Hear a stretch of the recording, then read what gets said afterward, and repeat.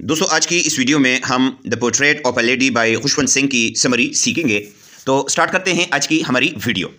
The story is about the writers grand mother who was old, kind and deeply religious. ये कहानी मुसन्निफ यानी लिखने वाले की दादी के बारे में है जो बूढ़ी, मेहरबान और बहुत मजहबी औरत थी। She had always been wrinkled and looked very old. वो हमेशा से झरियों वाली यानी बुढ़ापे की वजह से जब चेहरे पर कुछ लकीर वगैरह बन जाते हैं, ठीक है, जिससे इंसान को पता चलता है कि ये बंदा बूढ़ा है, तो उसको कहते हैं झरियाँ या रिंकल। तो वो हमेशा से झरियों वाली थी और बहुत बूढ़ी नजर आती थी।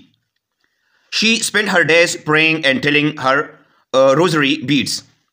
वो अपने दिन नमाज पढ़ने या दुआ करने और तस्बीह के दाने गिनने में गुजारती थी। टेलिंग हर रोजरी बीड्स का मतलब है तस्बीह के दाने गिनना। In the village, she helped the writer get ready for school and accompanied him daily because the school was near a temple where she read scriptures.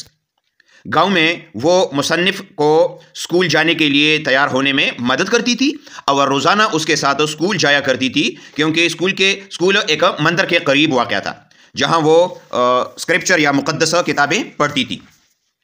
She fed stale chapatis to stray dogs on their way back home.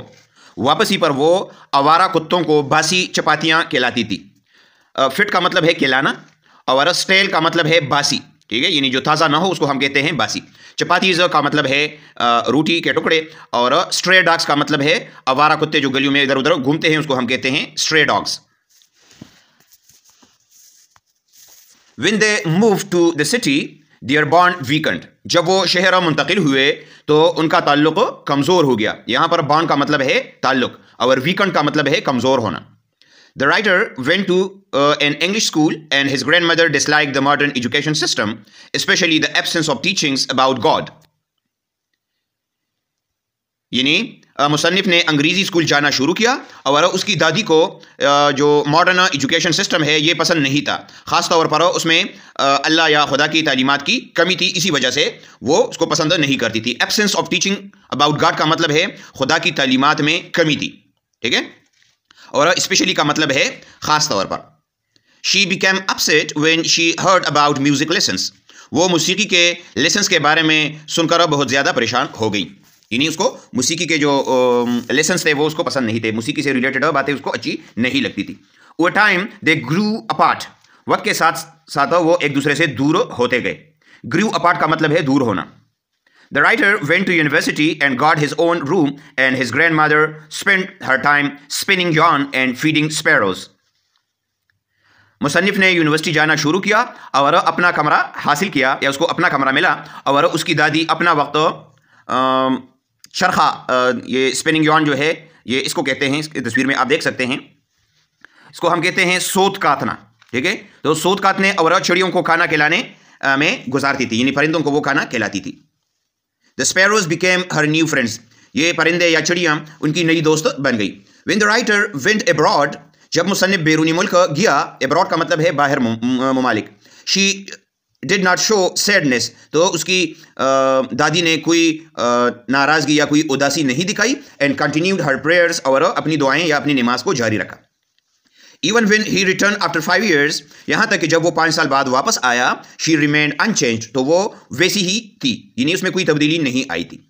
Still praying and feeding sparrows, अब भी वो दुआएं करती थी और चिड़ियों को खाना खिलाती थी। One day, she stopped praying and began singing songs with a drum, celebrating like a warrior. एक दिन उन्होंने दुआ करना या नमाज करना छोड़ दिया और ढोल के साथ गाना गाने लगी, जैसे किसी जंगजू की तरह जश्न मना रही हो। सेलिब्रेटिंग का मतलब है जश्न मनाना। ड्रम कहते हैं ढोल को, वॉरियर कहते हैं जंगजू को। The next morning she fell ill, अगली सुबह वो बीमार पड़ गई। And quietly passed away while praying, और दुआ करती हुई खामोशी से इंतकाल कर गई, यानी वफात पा गई, यानी मर गई। Her face looked peaceful in death, उसका चेहरा मौत में भी पुरसकून नजर आ रहा था। Thousands of sparrows gathered silently around her dead body, showing their grief. हजारों की तादाद में परिंदे खामोशी से उसकी लाश के इर्द गिर्द जमा हो गए और अपने गम का इजहार किया। Showing their grief का मतलब है अपना गम जाहिर करना, दिखाना। They did not eat the bread crumbs offered to them and flew away after her dead body was taken for cremation. यानी उन्होंने उनके लिए रखे गए रोटी के टुकड़े नहीं खाए और उसकी लाश के आखिरी रस्म के लिए जाने के बाद वो उड़ गईं। क्रीमेशन का मतलब है रस्म। नेक्स्ट है द स्टोरी हाईलाइट्स या shows the grandmother's simplicity, love and her deep connection with the writer and nature. ये जो कहानी है ये दादी की सादगी, मोहब्बत और मुसन्निफ और फितरत के साथ उनके गहरे ताल्लुक़ को उजागर करती है या दिखाती है। तो दोस्तों ये था आज का हमारा टॉपिक। उम्मीद है आपको इसकी समझ आ गई होगी। फिर भी किसी भी जगह पर आपका कोई सवाल हो या आपको किसी टॉपिक पर वीडियो चाहिए हो तो आप कमेंट में बताइएगा, इंशाल्लाह मैं आपको ज़रूर जवाब दूंगा। Thank you for watching. अल्लाह हाफिज़।